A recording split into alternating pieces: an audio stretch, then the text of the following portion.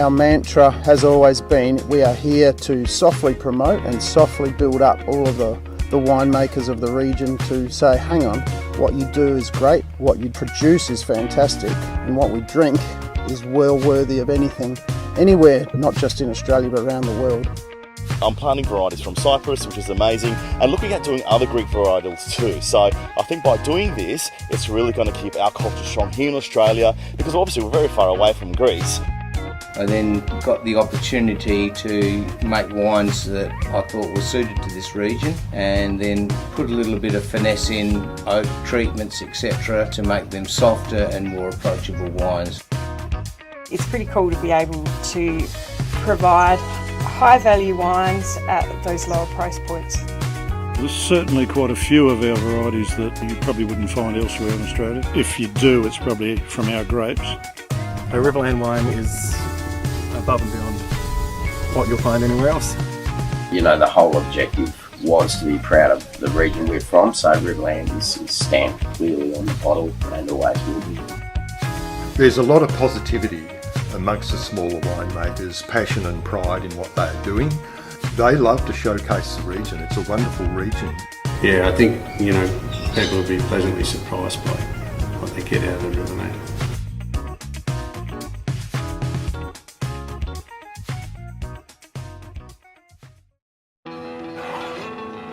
Buy Australian made, and you're backing local jobs, a stronger economy, and the way we live right here. Australian made right here.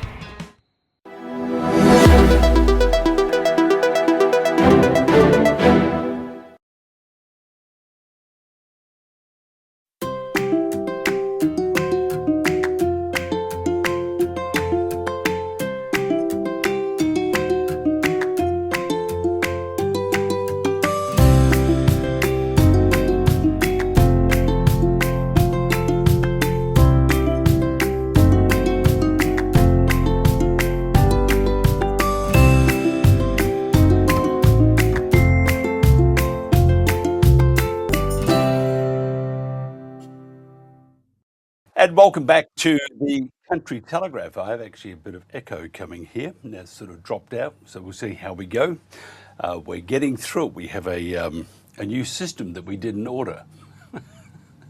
So you can imagine the excitement that is running through our veins at the moment. I think I could think of another word, but I won't. It's a family show. Quickly looking at what's happening around Australia, the federal government has failed to fund the extension of the East Grampians pipeline to 500 landholders battling to recover from the, I've just lost my part there we are, battling to recover from the recent drought and January's bushfires. It's very nice of the government. They're very caring, aren't they? The LNP have backflipped on a commitment made to the Senate just 7 days earlier and voted with Labor to scuttle a motion that would have relegated the government's problematic cash mandate regulations to history. Again, government's doing what they do, and politicians are doing what they do too. I think they call it porkies. A South Australian farmer has been fined, wait for it, $84,000 for clearing. Now, he cleared 112 hectares of native vegetation. That could have been a problem, but that were following several livestock deaths caused by falling tree limbs. I don't know who's in the right there. I think it's rather excessive though, isn't it? The chief executive of Australia's largest integrated almond company, Select Harvest Limited, has resigned. David Crisafulli was appointed as CEO and managing director at the end of 2022 and has overseen a significant transformation in the business, turning around $114.7 million profit loss in 2023 to a profit gain of $31.8 million in 2025. In a statement to the ASX, no reasons were given for the resignation. And finally, a landmark 57,000 hectare aggregation near Hay in the New South Wales Riverina region is for sale with a $200 million price plus tag, a plus price tag, while an Aussie buyer is circling a further 123,000 hectare portfolio near Deniliquin. Coming up next, we have got a very full show today. Hang around for about 15 seconds.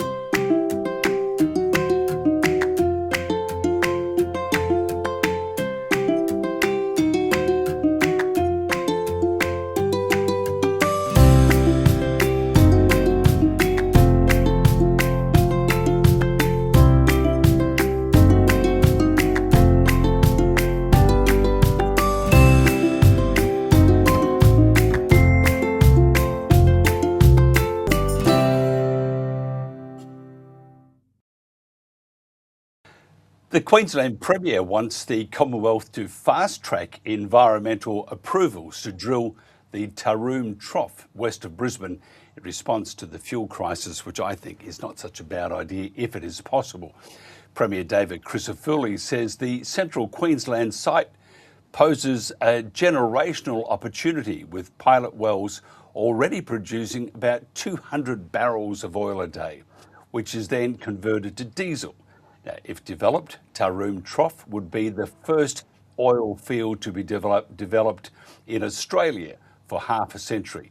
We're going to talk today with analyst Kevin Morrison, an Energy Finance Analyst for the Australian Gas at the Institute of Energy Economics and Financial Analysis. Kevin looks at issues facing the Australian LNG and gas sector. And prior to joining, Kevin worked for more than 30 years as a financial journalist for Reuters, Sydney Morning Herald, the Financial Times and Argus Media. Half of this working period was covering the energy and resources sector both in Australia and the UK. Kevin, thank you for joining us. Thanks very much, Mike, for having me on your show. Just fantastic. We do have had some issues. Hopefully we're sorting through these. It's, you know, when they create a new system for you, but don't tell you. No. We're living on the edge. Can you give a brief summary, please, about the extent of the problem facing Australian supply of oil and gas as a result of the war in Iran? Well, yeah, it's really two stories. One, we have a problem with oil. We don't produce enough of our own oil, and so we're highly dependent on importing oil. Whereas it's completely reversed for gas. We have so much gas that what we produce, we sell 80% of it overseas through LNG, and so. So the problem right now, what we've seen with the conflict in the Middle East, it's created both a problem for the supply of gas as well as oil, you know, because that region is a big producer of both. So the concern in Australia really is our fuel security. As I said, we import so much. Just to give you some context of that, our oil production last year was actually a 57-year low. So it's the lowest it's been since the late 1960s. And that only accounts for about 7% of all the oil we consume each day. So I'll just give you, I don't want to give you too many numbers, but the one is what we consume each day is about 1 million barrels a day. Okay, so Queensland, that is around a quarter of that. And what we mainly consume is diesel. In fact, 54% of what we consume each day is diesel. So we really are after diesel. And the problem is our two refineries that we have left, they produce more petrol than diesel. So we only can produce about 13% of the diesel that we use each day. And so therefore, you know, almost 90% of that diesel has to be imported. So that's the real main problem. Do you think the full impact and the chaos it will present as the timeline moves forward, do you think the government and politicians really understand the severity of the issue, especially to those on the land? Well, this problem with the oil energy security has been really in the making for the last 25 years. Because at the beginning of this century, that's when we were more or less self-sufficient. But our production has declined while our consumption has gone up. And so therefore we're just importing more and more. So in fact, last year we spent over $50 billion importing oil. We don't really sort of talk too much about that. We like to talk about how much export revenue we get for exporting LNG and coal, but that's a cost that our consumer and also just from the security aspect, because one of the things we were supposed to do is to have enough inventory, enough stockpiles, and we're a member of the International Energy Agency, and they advise their members to have 90 days of stocks. Australia's never really done that. We had 50 days, and so therefore, when the world is facing a supply crunch, those with higher stockpiles could probably wear it out a bit easier. So this is why we're seeing the Prime Minister go to this energy to try and secure the imports that don't go elsewhere. Tell us about, and hopefully I've got the pronunciation right, Taroom Trough. Tell us about that. And is it oil and gas, or is it just gas, or is it just oil, or the whole package? It appears to be a bit of both. I mean, we have to sort of. I know a lot has been said, and it's from the Queensland politicians. I mean, it seems like it's going to save Australia, but we've got to remember we're just at the exploration stage, so we don't actually quite know what's in the ground, how much is there, and whether it's commercial. So there is a lot of, so obviously in order to prove that, a lot of drilling has to take place first, and we'd have to see the results. But so far there's, as you mentioned in the introduction, there is this pilot project that Shell is doing, so that's 200 barrels a day, but I just said we consume a million barrels a day, so it's got a bit of a shortfall there. But nevertheless, you've got to start somewhere. But also, what has been sort of come out is that it's the oil that is there, and there is supposed to be a lot of gas, but the oil that is there, it's what they call a light oil. So that's probably good for making petrol. But it comes back to my point about diesel. It can make some diesel. So just if it is light oil, and this is still very, very speculative, it could probably each barrel could make about 50% of it could make petrol, and then about 25% of it could make diesel. So that it still doesn't address our major problem, which is diesel. So we might be okay for petrol, but it's still going to be a bit of an issue. It needs a different type of crude in order to that we could make diesel. And as I said, our refineries aren't built to produce diesel. I'm just thinking if they were to extract the oil, is it fracking? You could just, by the way, I haven't got an issue with fracking at the moment, but is it fracking? And if it is, do you see issues?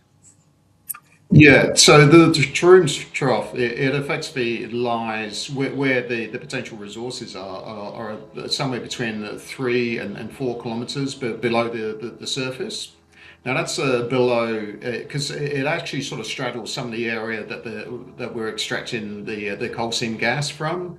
It just lies that much deeper because those coal seam gas beds, they're sort of anywhere between 300 to 400 metres down to about 1,200 metres. So this is going almost sort of 3 to 4 times deeper than what we're extracting the coal seam gas. So we'll have to. It's a different type of drilling, and it will be fracking because what the geology is that it's what is known as tight oil or tight gas, and so it has to be. It's kind of still locked in a rock. And so it has to be shattered, and the only way you can do that is fracking. And the only way you can do fracking is using a lot of water.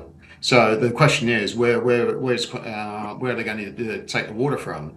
You could either take it from the rivers, you could take it from the Great Artesian Basin, or the recycled water. Each of which Queensland farmers use. So I would imagine they would have something to say about that. Yeah, I think if I was a farmer right now, I would feel like I was under attack. If you look at Victoria and right around the country, again, politicians seem to say, we understand, we love farmers, we know how tough it is, and they don't understand farmers, they don't know how tough it is. And if you interfere with the water supply, you might as well just give up the ghost. Now, if the farming sector decided to say that's it, and there's reports that 25% of those growing fruit and veggies for the next season aren't going to grow them because it's just not worth it. That also then will impact supermarkets and inflation and so forth. It just goes on. So what? Okay, just say if you were the Prime Minister, Kevin, and you, I don't think they'd let me near that. Yeah, but anyway, I'm going to put you in the hot seat here. Okay, you had a choice, and you knew it impacted. Either if you didn't do it, it's going to impact the country, and if you did do it, it's going to impact the country. Okay, what would you do?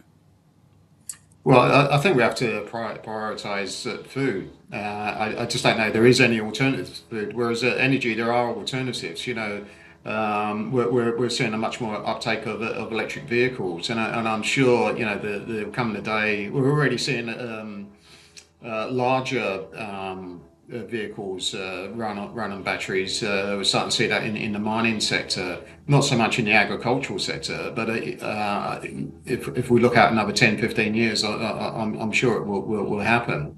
And so there are alternatives on the energy front. And so therefore, I'd always prioritise food over energy. Okay, another one. This is the hot seat. We'll rename this segment the hot seat. What about nuclear energy? Well, so far, I mean, it all comes down to economics, and I guess my default reference is the UK. I mean, I'm tell by my accent that's where I'm from originally, and that they've got a nuclear plant there. The costs are completely blown out. And that's going to be then sort of passed on to the consumers. So it's elevated what the price of electricity is going to be. So if the economics, if they can get the economics of nuclear down, then it should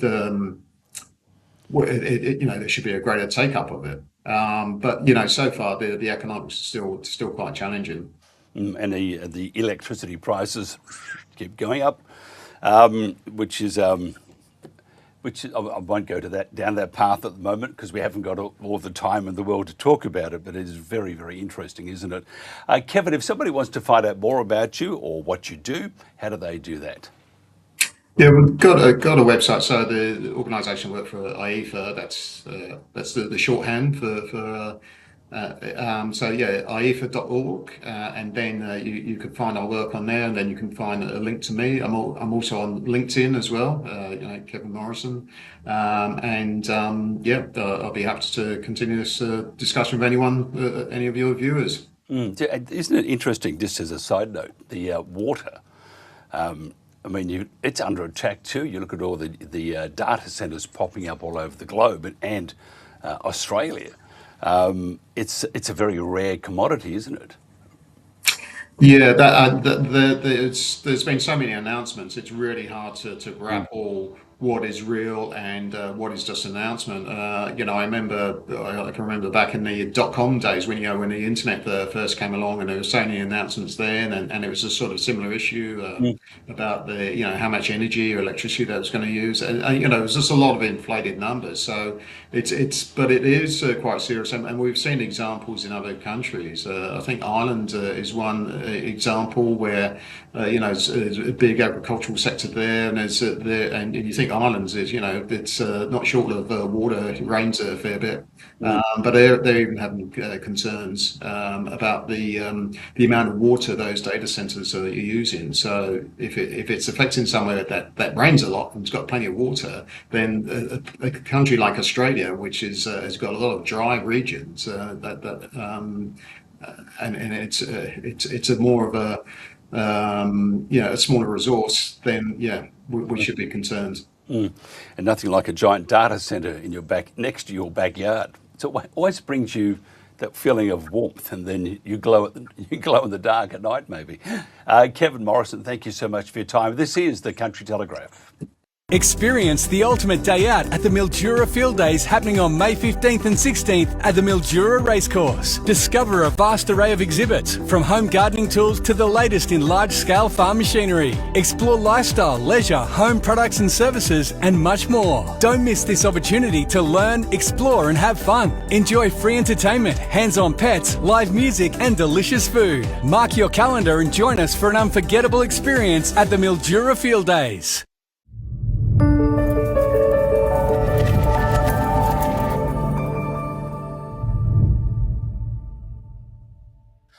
Stephen Tripp is President of Australians for Better Government and Vice President of Let's Rethink Renewables, and host of, according to Stephen, I keep mentioning this and always tells the truth, the world's greatest podcast, the host of Commanding the Narrative. Now we're going to talk to Stephen about that, if he's telling the truth, and also about whether our leaders have woken up to the calamity facing our economy and the reasons for this. First of all, Stephen Tripp, thank you for joining us. Thank you, Mike. Thanks for having me back on, and hello to your audience.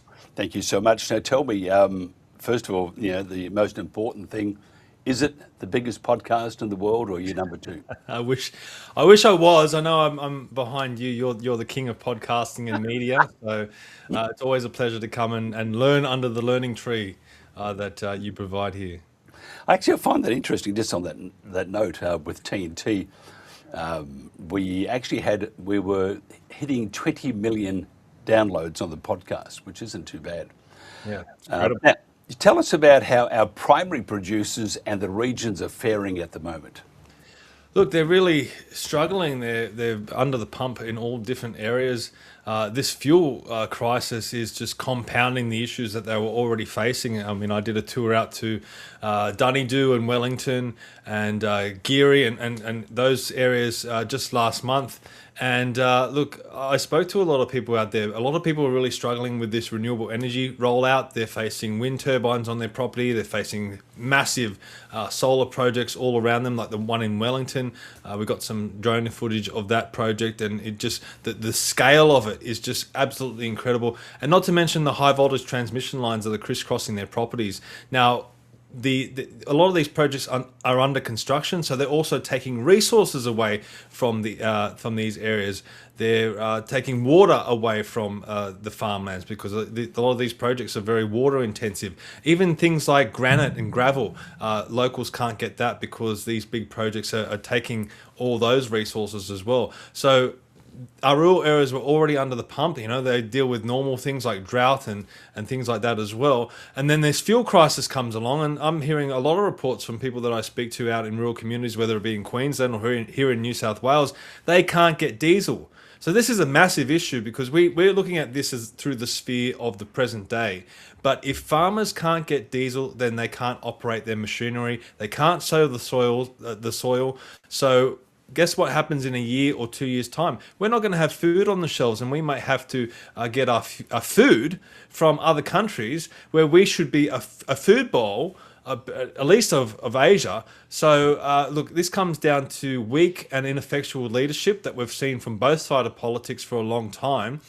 We should have a 90-day fuel security supply in this country. I mean, how hard is it, really? I mean, anyone that operates a business or anything like that knows that they have to have infantry on the shelves ready to go for the time when they'll need it. It's the same with our fuel security. How hard would it have been for Chris Bowen or the ministers that it came before him to have fuel ready to go for Australians in the event of a catastrophe this is a catastrophe if we run out of fuel. And we should be refining fuel as well. I mean, there's so many things, the preventative measures that the government could have done, and they've just been asleep at the wheel. And now we're paying the price. Is there enough recognition of it in Canberra, even amongst the major parties who have played a role of us being in this position that they've put us in? Look, we get distracted by the personalities in politics, and what we're seeing right now is this distraction of One Nation. Now, it is a story. One Nation is surging in the polls. We weren't sure whether it was real polling or not, but We saw in the South Australian election that it played out exactly as the polls were indicating. So One Nation is generating all this support. There's a lot of attention on Pauline Hanson. There's a lot of attention on Barnaby Joyce and all the figures within One Nation. But what it's really doing is taking the focus off the Labor government. And the same thing can be said about the Liberal Party. Now, no one's listening to the Liberal Party anymore. Their brand is broken. And it's almost like we're seeing the beginning of the end of the Liberal Party. Now, what that does is taking the focus off the Labor government. And this is a big deal. And a lot of the parties on the right side of politics are now taking aim at One Nation because they see One Nation as being the party that's in their way. If you go to the Liberal Party's social media, you see they're taking a lot of pot shots at One Nation. That didn't happen before. A lot of the other minor parties, like Jared Rennick's party, they love attacking One Nation for, I don't know why, but they do. But instead of attacking Labor, they're attacking their own side. I mean, they may disagree on some issues, but on big issues, they generally agree. Now, while that's happening, we are facing one of the worst governments we have ever had in this country. The inflation at the moment is out of control, and it's due to the reckless spending of government. And what happens? There's no accountability on government to rein in spending. We just cop it with higher interest rates. Everyday Australians have seen the steepest decline in disposable income in any country of the developed world. So we're facing it tough economically. As I mentioned, the interest rates, electricity prices are going up. The Labor government broke their promise of a $275 reduction in energy prices. Instead, energy prices are going up, despite the fact that renewables are supposedly the cheapest form of energy, and that's being rolled out across the country. We're not seeing any benefit from that. There was the expenses scandal, there was the ISIS brides cover-up, and then there was the Bondi attack, which completely and clearly showed the weakness and ineffectual leadership of Anthony Albanese. But none of this stuff is effectively getting attacked or talked about because the right side of politics is too busy fighting with itself. Yeah, it's pretty interesting to say the least. We've heard from some of the peak or the ag peak groups, the Farmers Federation and stuff, and land transport orgs have made their voice known. What about the other, the other groups, the other business groups, the ones that basically have the ears of the Prime Minister? Look, I mean, there are a lot of lobby groups in the country, and you hear from politicians, you speak to them, whether they're in Canberra or Macquarie Street or other state parliaments around the country, they've just got lobbyists swirling around them all the time. And a lot of these lobbyists are multinational companies or big corporations or cashed up interests. Some of them are even foreign interests, and we see a lot of money coming in from other countries that lobby our government. But it's the little guy that gets put under the thumb. I mean, for people out in rural communities, they really don't have a say.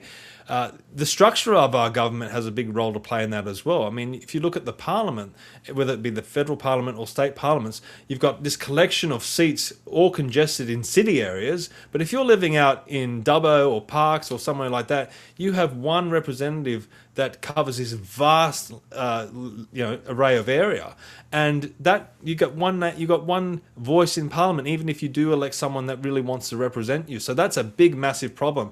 And a lot of the lobby groups and the community groups that are out in rural communities, they don't get any traction. I mean, it's very, very hard for them to get media or get a politician to listen to them or take them seriously. We're dealing with communities with a very low population. Some of these populations only have a few thousand people.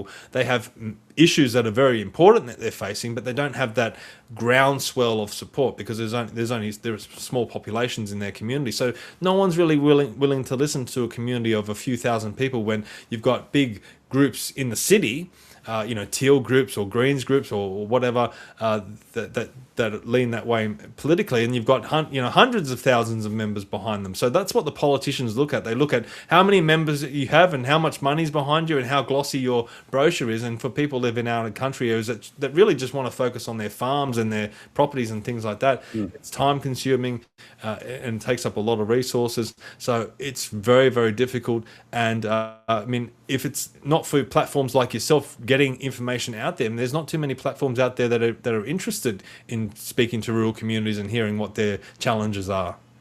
They're not like us, we're rough and ready. Yeah, we'd be out there with our gloves on. I'm still waiting to drag you out to Wellington or Dubbo one day, mate, and show you the wind turbines. Actually, tell me about the Wellington Solar Project. Mate, as I said, I went out there not long ago. I think it was last month or the end of February, and the scale of it is just unbelievable. No one would believe it if they haven't been out there to see it for themselves. There was a 9news.com.au article that was put out where it showed some drone footage. So I think it was the One Nation Party that took that drone footage. So credit to them. They went out there and had a look as well. But it's really hard to get that footage out there so people can see it. So, I mean, how do you get people out to Wellington to see these projects? A lot of it's out of sight, out of mind. But it basically stretches as far as the eye can see. And it looks like water. It looks like there's a big, massive lake there, but no, it's black glass, it's solar panels. And the problem is, if you get a hailstorm or a fire, they had a fire at the Wellington Solar Project, that energy, that supposed energy source gets wiped out. So our energy system is completely vulnerable to the elements. It's vulnerable to big storms. It's vulnerable to fires. And what happens then? I mean, we could be facing blackouts. And what I saw on the way out there, we drove out there from Sydney, we passed the Mount Piper coal plant. I mean, you blink and you miss it. I mean, if you'd look the other direction for a minute or so, it was gone. This is the problem. The energy density of coal is so minute compared to the vast scale that we need to take up with wind and solar projects. And this is only in its infancy of being rolled out. There's many more projects like this that are going to be rolled out across our rural communities and productive farmland. And a lot of people don't even realise. And that's going to be a huge problem in the future, because as the Victorian government admitted in one of their reports in 2022, to get to net zero with onshore wind and solar, it would take 70% of Victoria's agricultural land to get there. So this is the vast array of land that we are covering with these projects. I would like to say, well, who cares? In a few months' time, Jacinta Allen has an excellent chance of being ousted, except for one thing. Jess Wilson and the LMP there are they're like a feather in a cyclone. And if you look at the history, and you would agree with this because you study politics, here's something a bit left field before we wind this up. How do you fix Victoria's political system? Look, the Victorians have to fix it themselves, and it's who they vote for. I mean, that's right. I mean, if they want to keep voting in Labor governments, they get what they get. I mean, that's just democracy, isn't it? And look, I mean, I don't think the Liberals are too much better. I think a lot of people were looking to Jess Wilson for some hope. But after what the Liberal Party did to Moira Deeming, I mean, she still is in there. I mean, she ultimately got up in the end, but the fact that they didn't pre-select Moira Deeming in the beginning means it clearly shows they haven't learnt the lessons of their previous failures. And I think a big decline originally of the Liberal Party was what they did to Moira Deeming in the beginning, when they kicked her out of the party in the beginning. And I think a lot of people looked at that, and they looked at Moira Deeming and they said, Moira Deeming is exactly the type of Liberal that we want, and her own party is trying to kick her out. And they tried to do it again just recently by not pre-selecting her. Now, she's still in there, she's still fighting. I mean, a lot of people question why she bothers, but obviously she still believes in the Liberal Party. She's one of the few people out there that actually do. And look, the Liberal Party are not learning. They are definitely not learning. And the big question of the Victorian election is what's going to happen? Will the Victorians look to Liberal and Labor again to fix their issues, or will they branch out and will they test someone new like One Nation? I know Warren Pickering is down there. He leads One Nation down in Victoria, a very good man, former military man. He's exactly the type of person that you would want in Parliament. I'm not endorsing One Nation, but I do like good individual candidates, and I definitely endorse Warren Pickering. But Victorians have to look at their local candidates, and they have to do their own research, and they have to look at who the good people are, the everyday people that have some experience, not the political staffers or union hacks or lawyers that usually get put up by the Liberal and Labor Party that have no real experience in running a business or facing the pressures of everyday Australians. Yeah, I totally agree. And with the name Pickering, it's Army. He's a good man. Now, if somebody wants to find out more about you, just sit back, watch and enjoy Commanding the Narrative. How do they do that? Just head to the website commandingthenarrative.com. It's the best place to go. Absolutely fantastic. Stephen Tripp, thank you so much. And thank you for being patient. I told you after 15 times we would get you to air. Mate, it was worth it, and we got there eventually. Well, it was worth it. You and I just talk. I mean, we're chatting away. It's fantastic. By the way, out of a rating of just two things. A rating of out of 10, what would you give the Victorian Labor government? Look, I mean, I generally don't support Labor, so my rating is going to be very, very low. I mean, I don't think they deserve a rating. I mean, they deserve to be kicked out of government, especially after what they did with the state during COVID. But hey, I'm here in New South Wales. I don't get a say. I don't get a vote. It's up to the Victorian people and how they want to vote. If they like living under a Labor government, then that's up to them. But it's really up to the people to decide who they want to put into power. So Victorians really have to do their research and make a hard decision. Yeah, I was going to ask you then, what do you think of the opposition? But you didn't even answer the first one, so I'm not going to get that one. Good on you. Mate, it's not up to me, so I can't tell people who to vote for. Yeah, but you're a scholar when it comes to politics. But next time. Mate, look, I wouldn't even know who to vote for in New South Wales at this point. So they're pretty bad, aren't Victoria. They? Maybe Mr. Pickering could move to New South Wales too. Mate, I think you should have Warren on the show if you want to talk about Victoria. He's a good guy, and he'd be worth having a chat to, I think. We'll send some Morse code to Jen. All right, thank you very much. Stephen Tripp, this is the Country Telegraph.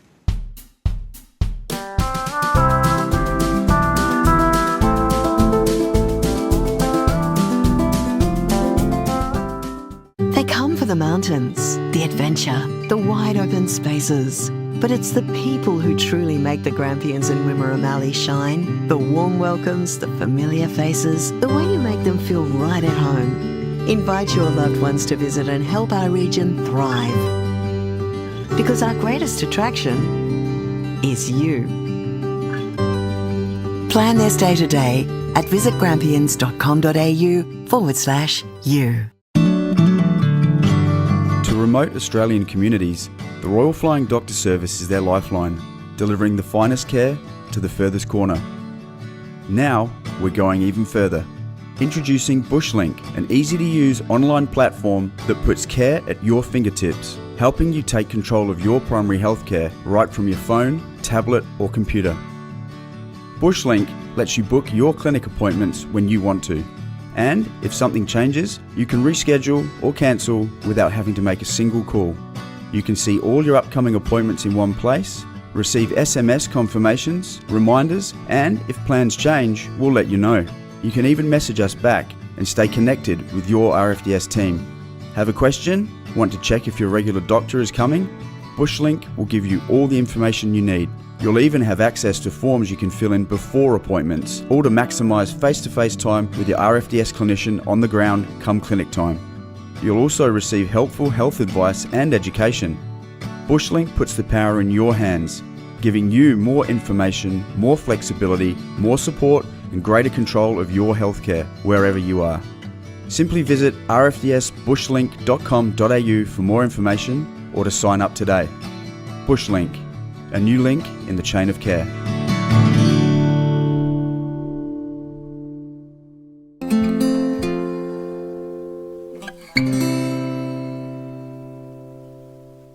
Ashford, yes, it's a terrible drought at the moment. Aussie hay runners were mentioned there. And speaking about Aussie hay runners, we're going to talk about them. They were founded by Linda Widdop, bringing hope to farmers in their time of need, organising deliveries of invaluable feed in response to drought and natural disasters. Now, Linda founded Aussie Hay Runners in 2019, starting out with just 4 trucks, delivering hay to help farmers feed their livestock. The voluntary organisation now has more than 70 trucks it can call on, clocking up millions of kilometres, delivering over 90,000 bales of fodder to farmers needing a helping hand. The work of the Aussie Hay Runners volunteers not only provides relief for livestock, but also raises morale amongst those distressed communities and families. And today we're going to talk to Linda's right-hand man, Jake Baker, about Aussie hay runners. Jake, thanks for joining us. No worries, Mike. Thanks for having me on. We finally got you on too. We keep telling everybody we had a new system put in, and they didn't tell us, and it doesn't work. Yeah, no, we had a few problems, I think, the last few days, but here we are now. So, tell us about Aussie hay runners. I mean, I know you're younger than I am, so I'll go to heaven or hell before you do. But you guys are just for a farmer. You must be like the angel, the good angel coming to help them out. Tell us about what you do and some of the hurdles that you've been facing. Yeah, so basically what we try and do is accumulate as much donated fodder as we can sort of possibly get our hands on. We are, trying to get hay into as many people. We did a lot last year to the floods. We're trying to work on helping a fair few people in the Gwarda region and stuff that are recovering from bushfires and still haven't seen a drop of rain since. We're looked after by RAA from New South Wales that do help us make all this possible. They definitely allow us to try and get fodder to where it needs to be, but we still need to get a lot more up there. Yeah, you certainly do. And Linda, I mean, there's some of your trucks about to come out in the background. Does Linda ingest batteries every night because she's got this energy? She just doesn't stop. Did she ever sleep? Nah, so for people that don't know Linda, she's a 5'0" pocket rocket, as people would like to say. She works a full-time job, still manages to, every day organise up to about 74 trucks I think we've got now. She takes all the phone calls, deals with the government alongside her daughter that's doing a lot of the bookwork for us now. She's definitely got a lot of energy, and I don't know how the batteries keep up with her, to be honest. I know, it must exhaust you just watching her. Hey, tell me about your the Easter campaign. How did that go? Easter was very successful, so we ended up getting 29 truckloads, so roughly 870 bales up to the Gwarda LGA region. So they're still in recovery of bushfire. They, like I said, haven't seen a drop of rain since the bushfire, and they've lost sheds, fodder, paddocks, fences, some even houses. It's a bit of a desperate times up there, and the problem is for them, they are quite remote, so it is a struggle for them just to hop in a ute and go down the street and get a bale of hay for their cattle. So we sort of have to try and step in and get it to them. Okay, let's talk about the nitty-gritty. I mean, it sounds like a very complex and involved foundation. Just getting the bales of hay from one point to the next point. Tell us what it's all about, how it happens, some of the logistical nightmares that you might face. So it's not too bad. Linda's all got it very well organised. So we rely heavily on donated fodder. So a lot of people will call in and donate what they sort of can. People from the south that have got much better conditions. So we do allocate trucks, and drivers have got spare time to head out, pick up that donated fodder, and we put it all together with a meeting place, and we head on up to where we need to go. Tell us about some of the priorities that you have planned, some of the things you are going to do over the next few months. Like I was sort of saying, we are sort of looked after by RAA, which we're very thankful for fire and flood, but we are experiencing a lot of drought in areas like Ashford and that sort of stuff. So we're trying to get more and more trucks there. Obviously, we have to do that out of our own pockets. And off full donations, so whoever does donate fodder or money that does allow us to get to these areas. So we're trying to push to try and do a few more fundraisers, things like that, to try and get more fodder to these people. What about donations? How important is it for the public to support what you do? And what you're doing is you're helping these guys, one, get through tough times, but to feed Australians. Yeah, that's right. So we are heavily reliant on donations. So all our volunteers are fantastic people. Obviously, they dive pretty deep into their pockets, so they allocate their trucks, their time, their fuel, the whole lot. So yeah, for us to receive donated fodder is huge. So we can at least try and get it up there. It's a bit of a push, but I think we're getting on track now, and hopefully a few more people jump on board, and we need to try and push for it, for what we can sort of get, but at the same time, people can we live in a pretty tough society at the moment, and the way the economy is, it's sort of hard for people to donate, but yeah, what we do get, we definitely much appreciate. Has the has the fuel crisis added any angst at the moment?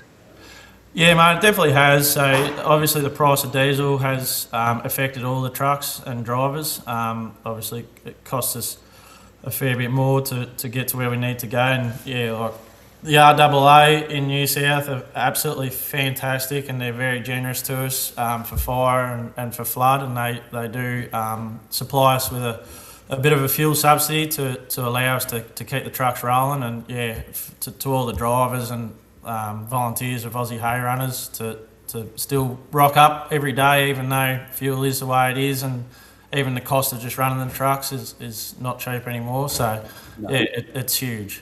Yeah, it's we all need to dip into our pockets, because one day we'll want to help, and that's what, I don't know how you feel now, but used to make Australia this great country. You had everybody's back.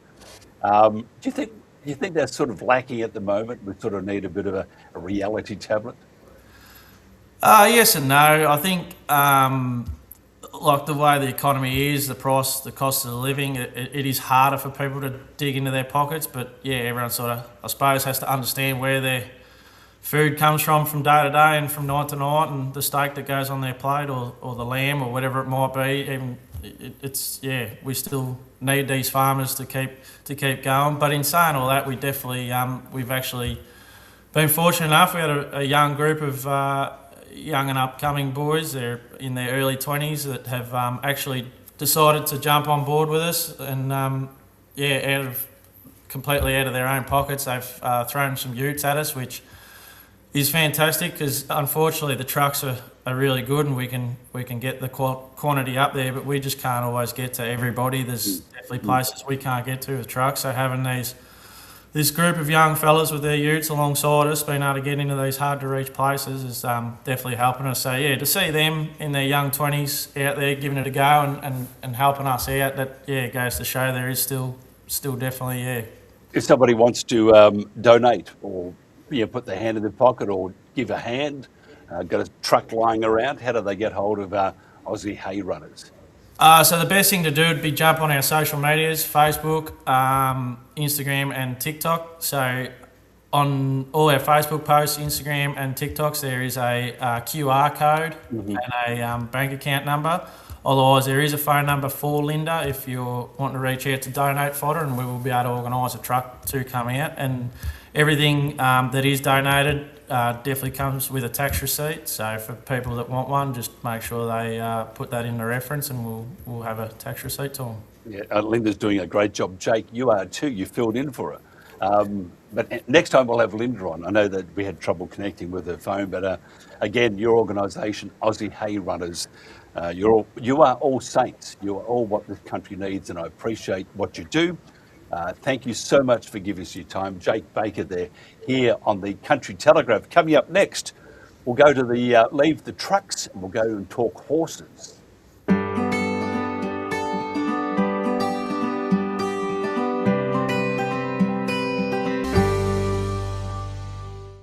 Australia's biggest outback music festival is back.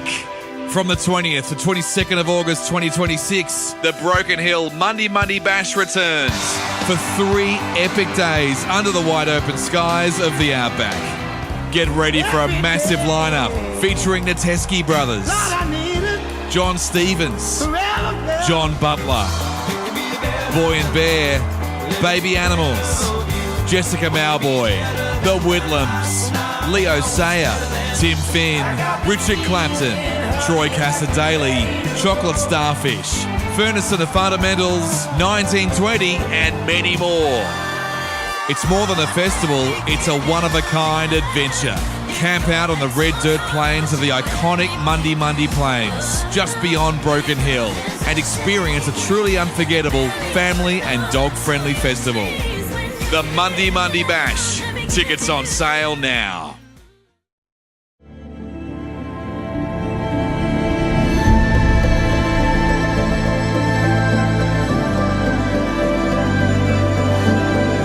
Got broken sternum and 4 broken ribs. To me, the RFDS is a very good help for not only Arnungal, but everybody in the outback.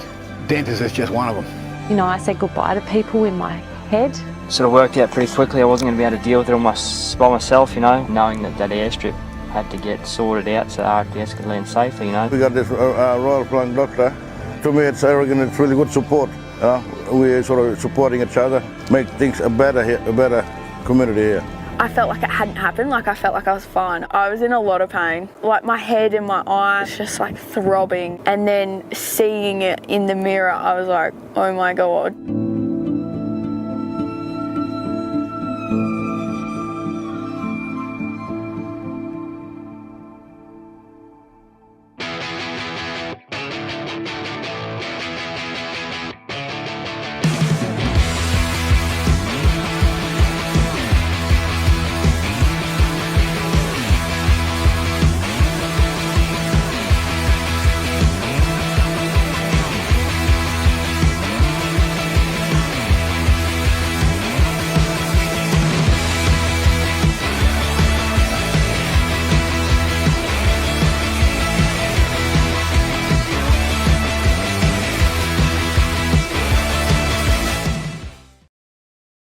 Okay, that was what we're going to talk about. A great festival coming up on the 16th to the 19th of April, which is only a couple of days away.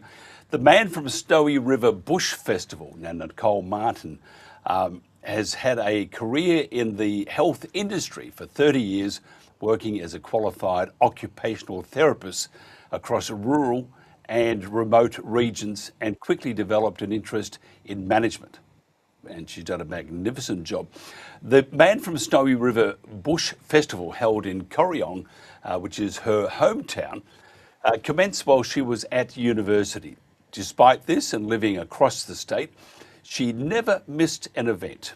So when she was asked to join the board, no hesitation, and has been the chairperson and general manager since September 2024, and has worked passionately with her team to make it one of the best festivals going. First of all, got a welcome to the cameras, light action and cameras. Nicole, thanks for joining us. Hi, Mike. Thanks for having me. Tell us about the festival. I mean, we all know the Man from Snowy River. And it's really, I have to say, it's really nice that stuff that I grew up with, you know, we had horses then, we didn't have cars, I'm so damn old. But it takes us back to the roots of Australia, doesn't it? Correct, Mike. I mean, that footage at the start still gives me goosebumps that you showed. And you're absolutely right. The whole aim of our festival is to showcase the bush heritage of this area and make sure that we don't lose all of those traditional bush skills. So we have a number of challenge events that, 100 adult competitors, and we also have juniors and striplings that compete in 7 events over the weekend to showcase all of those bush skills and make sure that those skills are retained, as well as hundreds of other events that are going on at our festival over the weekend.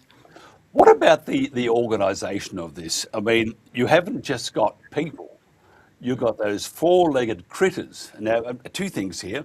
One, that would have been probably difficult, but 2, which is the more intelligent?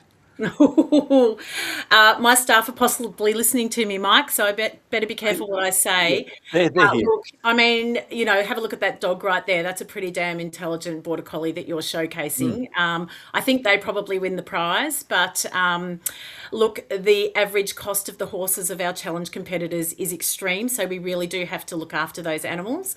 But, I've got a great team of staff behind me as well that make sure this event runs and spends hours year-round, making sure that, the 20-odd thousand people that come to our small township of 1,500 for 4 days have the best time they can possibly have. Okay, tell us about the events. Who are going to be there? We put up next to you, if you look at this thing now, you'll see there's a banner next to you.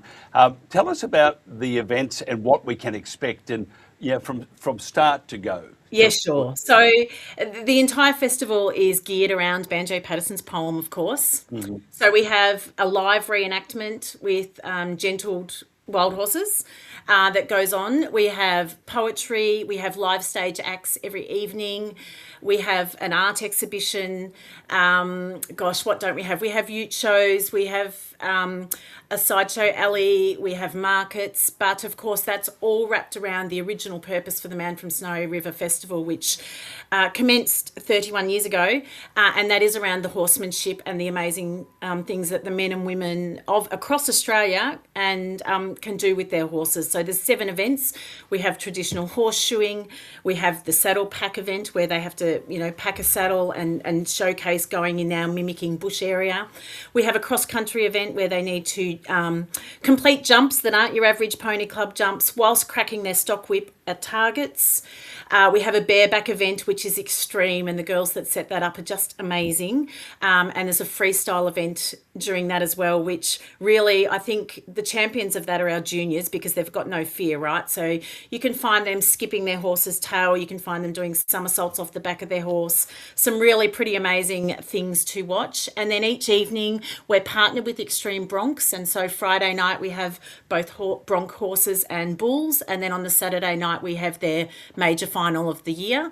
And last year at that event we had over 10,000 people packed around that arena that you showed earlier, and the atmosphere is just phenomenal. And then Sunday it is totally topped off by our finals, where our open competitors have 6 minutes to catch and break a gentled wild horse. And they also, the second part of their final is to ride a bronc horse in their stock saddle whilst cracking a whip. Yeah. Lordy Lord. Yeah, correct. And they call this fun. It is fun. It's great fun. I've been saying to visitors all day today in the office, because they say, what are the things we need to see? And I said, you need to come for 3 years in a row to make sure you see everything. Please don't try and see it all in 1 year, because there is just so much action that you'll wear yourself out and you won't enjoy yourself. Incredible. What about there'll be libations there, I would imagine? Well, indeed so.